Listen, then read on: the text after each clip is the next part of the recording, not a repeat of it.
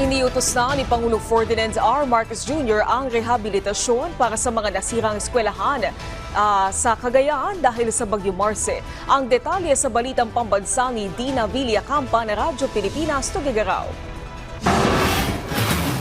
Hindi alam ng pamunuan ng Liceria Antiporda Senior National High School kung paano pag-aayos ang kanilang gagawin sa kanilang paaralan matapos ganito ang nadatnan nila pagkatapos ng pananalasan ng Bagyong Marce.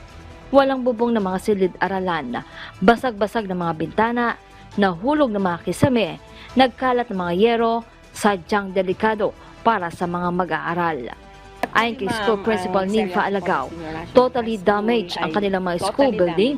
Kung meron mang natira, 3 silid-aralan lamang na hindi kakayaning okupahin ang nasa mahigit 1,300 na mag-aaral doon. Totally damaged na po.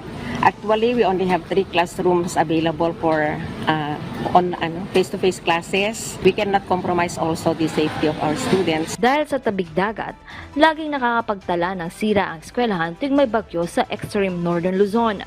Sa katunayan, nagtamo ito ng pinsala ng Bagyong Christine nitong Oktubre, Leon nitong Nobyembre at tuluyan ng bumigay nitong Bagyong Marce.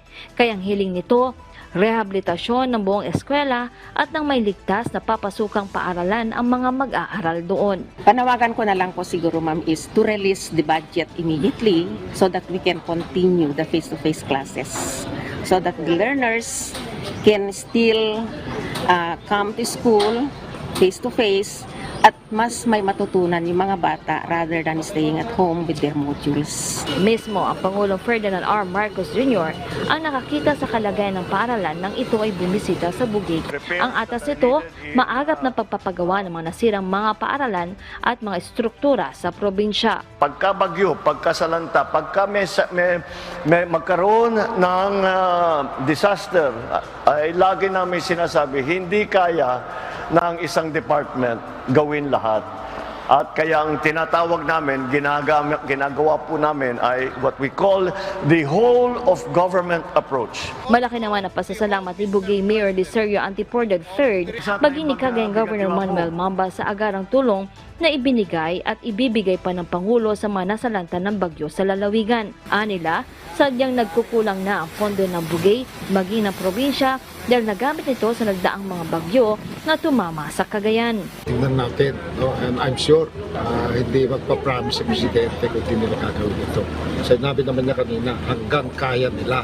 At kung hindi pa nila kaya, magkahanap pa sila.